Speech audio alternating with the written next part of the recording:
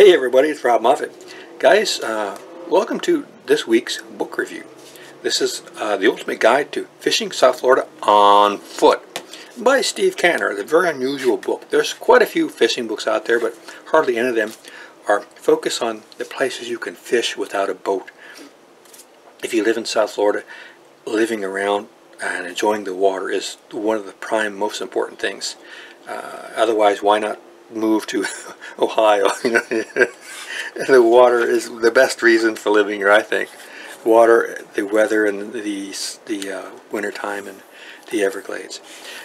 Steve, he's been here a long time. He's been doing fishing all his life, and he's written an excellent book on fishing on the shore, and he has a lot of experience and advice. He goes over some things I've not seen in any other books. The start of the book is a quick overview of the area. If you're not familiar with South Florida, if you moved from someplace else, he goes over the seasons and the tides and the different things, the rainy season and so on, the dry season, the things that make up South Florida that's unique to our weather and our geography in relationship to fishing and catching fish. And this gives you sort of an overview, and then he goes into flies and lures. I'm not a fly fisherman, so I couldn't comment on his flies, but I really enjoyed some of his other talk about lures, like how the frogs the frog lures have become an important lure for the snakeheads and so on, and how the local plant life has been helpful in catching fish and so on, and the traditional lures that a lot of people know. And it was a very good section. It's actually one of the longest chapters in the book. The next part of the book goes over the interior. Most people, when they think of South Florida fishing, they think of saltwater, offshore fishing, or even from shore, and the freshwater fishing doesn't get a lot of attention. I actually think that over the years, the freshwater fishing has gained in opportunities for fishermen, because a lot of table fish that people used to catch commonly in saltwater has disappeared or diminished quite a bit. On the other hand, the amount of fish and varieties in the interior and freshwater has exploded, because people over the years have purchased small tropical fish and released them purposefully or by accident to the freshwater areas, and now we have a variety of fish that as a youth we did not have. And there's so many places you can catch fish that as a youngster they did not exist, and some of these are extremely powerful game fish that give a lot of excitement to freshwater fishing that in the past was limited to bass, catfish, the gar, bluegill, panfish, things like that. Don't get me wrong, bass are very strong fighters, but the variety of other fish that are now available is really quite large. So this chapter talks about traditional areas people fished for a long time in freshwater in the interior, and the gear people would use, and safety for alligators and cottonmouth and rattlers and so on. The Alligator Alley Tamiami Trail would have been a traditional place to freshwater fish. We didn't have that many fish in the canals that we do have now. So for a long time ago, if I was to think about fishing in South Florida for freshwater, this is an area that I would imagine where people would go to catch it. Where we went to catch fish was in the Alligator Alley, Tamiami Trail, Route 27. These are traditional areas, and farther north into Lake Okeechobee, which was not that often. A lot of the content that is written by Steve, not a lot, but some of it is reminiscent. He talks about things from the past because he spent his whole life here. Obviously, he would write about the past, so it's not all up to date. So he talks about things from a long time ago sometimes, but he also, the whole book isn't that, but you have quite a bit of that, where he talks about things happen from his memory a long time ago.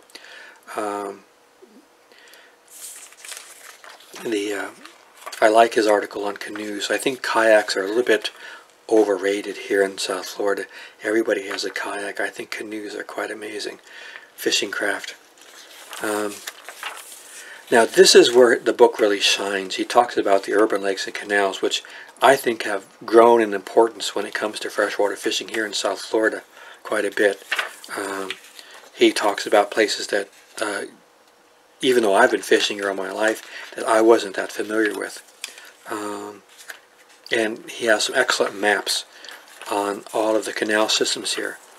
And I have not seen any other books go over this. Here's an amazing clownfish. This is an example of a fish we never had as a kid growing up. And this is another one. The mine chitlers, we didn't have them that often. We did have the tarpon though. Good old bass. And so he talks about the urban, not the rural, but the urban canals. Like here where I'm at now in Broward, he talks about the New River Canal and so on, that have some short sections that are kind of wild. It's, I think one of his best chapters is on the canal systems and lakes here, the urban areas that are often overlooked. If you watch some of the videos on YouTube, you see like Captain Shane and some other people out there every day hitting huge bass and snakeheads and other fish in little tiny narrow canals lined with houses on both sides, and he's just getting wonderful fish. Here's another fish we never had as a kid. The Midas chitslid. I don't think I'm pronouncing that right, but I know people will correct me. Some of these canals and way down south in Dade are very clear. The water is crystal clear. It's quite amazing. You can see the fish right down to the bottom. Now, he goes into more detail in this chapter about the exotics that I talked about, that they weren't here when I grew up. That peacock bass, that's a monster. That's a really good fighter. That's one of my favorite freshwater fish to catch.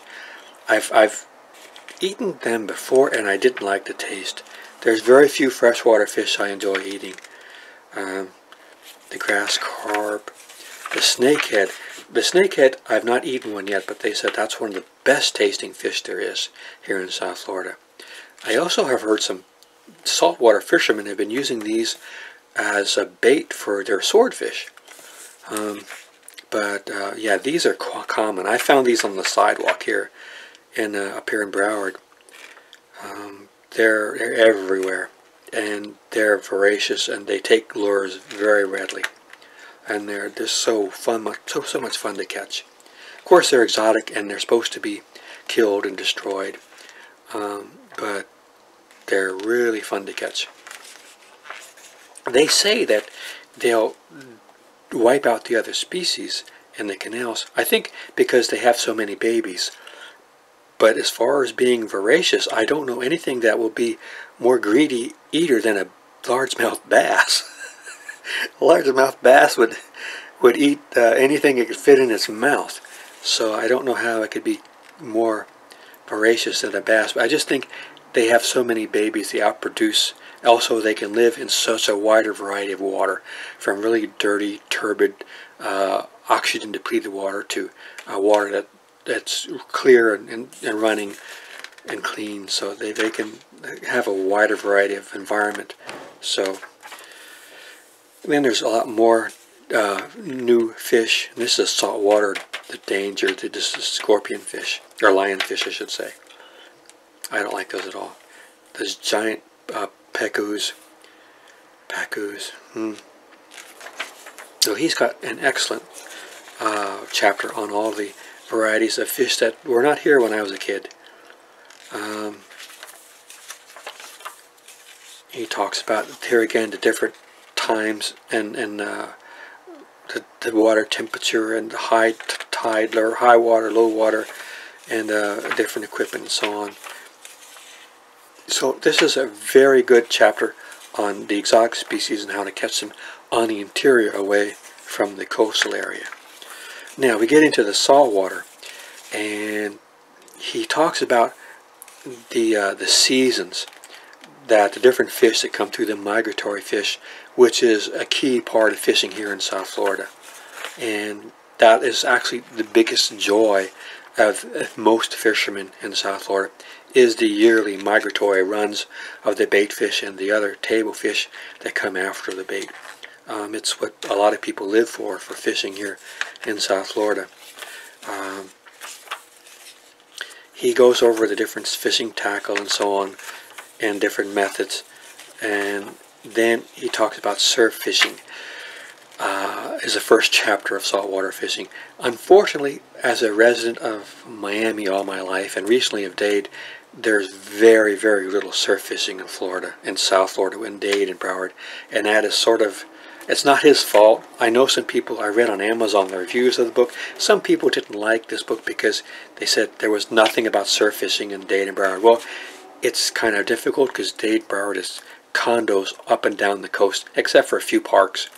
But I did read in this book on surf fishing, he talked about in Dade and Broward, particularly in Broward, you can fish on Fort Lauderdale beaches in the morning between like 6 and 8 before the lifeguards show up, and in the evening between 6 and 9 when the lifeguards are gone. However, there are some places like Lauderdale,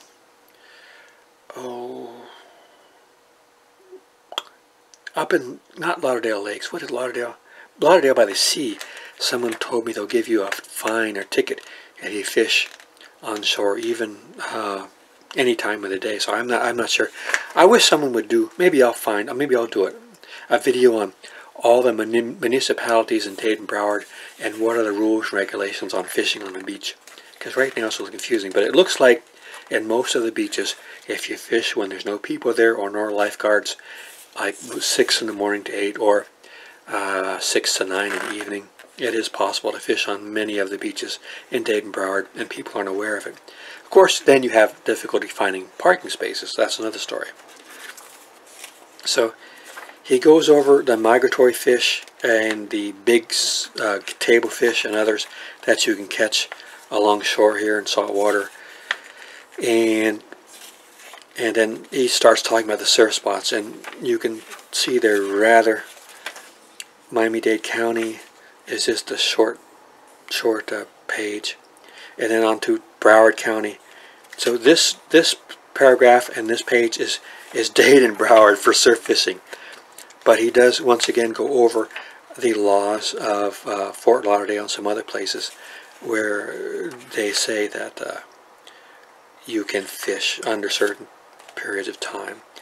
He recommends for surf fishing Palm Beach, Martin, and St. Lucie counties, and gives specific areas where he likes to fish on the surf, and he's done so in the past. And you can see he's got much more information about the Martin, St. Lucie, and Palm Beach for surf fishing, and for good reason. He also is a fly fisherman, and he has quite a bit of information about fly fishing here too. Now the fishing piers, which I'm more familiar with, he goes over them and talks about the species of fish you normally catch there, and he does a pretty good job. He doesn't talk much about any of the piers in Dade County at all. He starts off with Anglin's and Lauderdale by the Sea and Pompano. Pompano is just recently, I think, they're getting ready to open it, which they've been saying since August, like 6 months ago. But unfortunately, it's going to be a pier that's no longer free. But I learned a couple things in this book. He was talking about angling. I didn't know it was a popular site to catch the pompano in March and April. He said there is a reef that actually funnels the migratory fish through the reef right by the pier in Anglin's up in North Broward. And I didn't realize that, so it'll be interesting. Of course, he does say it's the most expensive pier and the most expensive parking. I've investigated, there are several piers here in Broward where you can actually take a bus. There is a number 12 bus that leaves from Broward Mall that will take you all the way to the pier in Dania. If you're 65 and over, it only costs $1. So that's something to think about. You can also take the number 72 bus on Oakland all the way down to Earl Lifshey Park and fish on the beach, which is where I've been fishing lately, early in the morning. Deerfield Pier, Deerfield has a wonderful underwater camera. You can see the fish live. I think it's streamed live every day. You can find out about it. I've never been to Lake Worth Pier, and I've fished Dania. That's a very popular pier. And the park right north to the pier is a wonderful place. You can fish from the surf, but the water is pretty shallow, so you'd have to throw out pretty far. Then he goes over the different baits and so on, and different methods, different rigs that are popular on the pier. The sabiki rig, which is, when I was a kid, we didn't have sabiki rig. We had rings, little rings, and we put oatmeal down there, and the pilchards would run through the rings. The fish have gone away, and fishing has gotten worse, but fishing technology and ways and methods to catch has improved quite a bit, I think, over the years. This is a good lure for barracuda. Of course, you got to be worried about barracuda, eating the barracuda for the little not parasite, but the toxin that's in it.